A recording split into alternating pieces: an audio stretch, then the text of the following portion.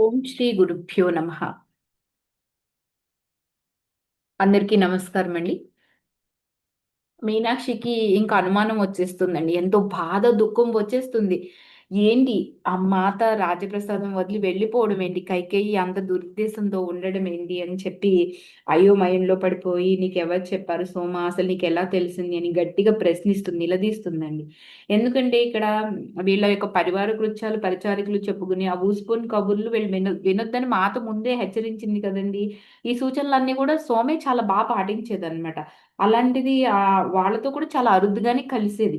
ఆ చెడ్డ మాటలకు ఆమెను అనుమానించాల్సిన అవసరం లేదు కానీ ఆహ్, ఏంటి మొట్టమొదటిసారిగా మీనాక్షి ఆమె కళ్ళల్లో నీళ్ళని చూస్తుందండి సోమ కళ్ళల్లో.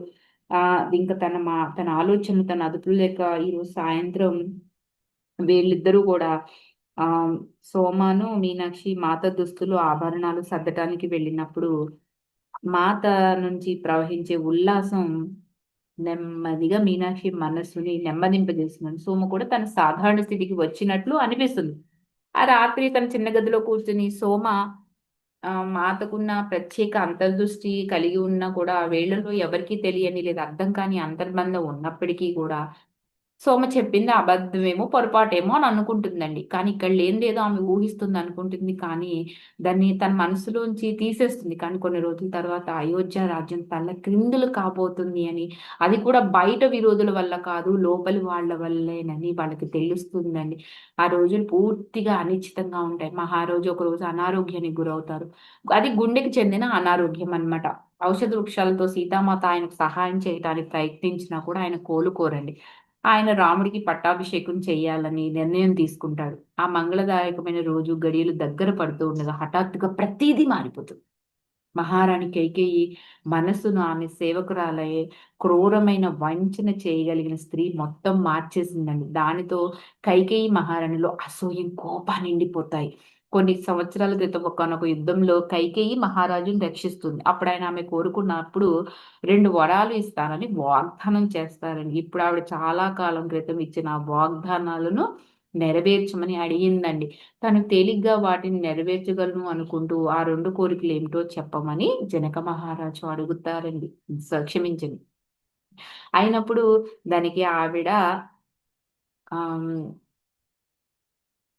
రాముడు పెద్ద కుమారుడయినప్పటికీ కూడా అతనికి బదులుగా తన కుమారుడైన భరతుడికి పట్టాభిషేకం జరపాలని రాముడిని అలాగే 14 సంవత్సరాల పాటు రాజ్యం నుంచి బహిష్కరించాలని కోరుకుంటారు. వీళ్ళేమో పరిచారకులు కదా! ఈ మార్పు చెందిన ఘటన గురించి, వాటి కారణాల గురించి విన్నప్పటికీ కూడా మాత వీళ్ళని పిలిచి చెప్పే వరకు ఆమె ఆయనతో వెళ్ళిపోతుందని వీళ్ళకెవ్వరికీ తెలీదు. ఒకరోజు సీతామాత వీళ్ళ ముందు నిలబడి, రాముడు వనవాసానికి అంగీకరించాడు కాబట్టి మేమిద్దరం విడివిడిగా ఉండము. కనుక నేను కూడా వెళ్తున్నాను. రాముడు ఎక్కడుంటే సీత కూడా అక్కడే గదండీ! అలాగే సీత ఎక్కడుంటే రాముడు కూడా అక్కడే. ఈ వార్త వాళ్ళకి చెప్తుంది మెల్లిగా సీతామాత వీళ్ళ నలుగురికి. అప్పుడు అసలు వీళ్ళ నోట్లోంచి మాటలు రావండి. బొమ్మల్లాగా ఉండిపోతారు. ఏదైనా ఉద్వేగాన్ని ప్రదర్శించాలో లేదో కూడా వాళ్ళకి తెలియట్లేదు ఆ టైంలో. చెప్తున్న మాటలు మాత్రం అర్థం వీళ్ళు స్వాంతం గ్రహించలేకపోతారు. ఆమె ఉద్దేశపూర్వకంగా సీతామాత వీళ్ళ వైపు చూసి రాజ్యానికి గొప్ప విపత్తు రాబోతుందని చెప్తుందండి. దానివల్ల ఏమవుతాయంటే బయట నుంచి దాడులొస్తాయంట. రాముడు లేకపోవడాన్ని వాళ్ళందరూ కూడా అవకాశంగా తీసుకుంటారు కదండీ! వీళ్ళెక్కడున్నా కూడా శ్రీ శ్రీరామచంద్రమూర్తి ఈ రాజ్యాన్ని రక్షిస్తాడు అన్న విషయంలో మాత్రం ఏమి సందేహం లేదు.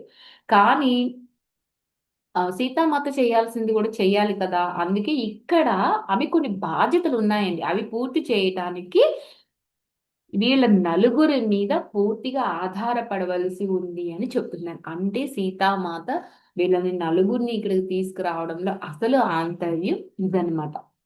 అప్పుడు వీళ్ళడుగుతారండి సీతామాత మీరు లేకుండా మేమిక్కడ ఎలా ఉంటాము?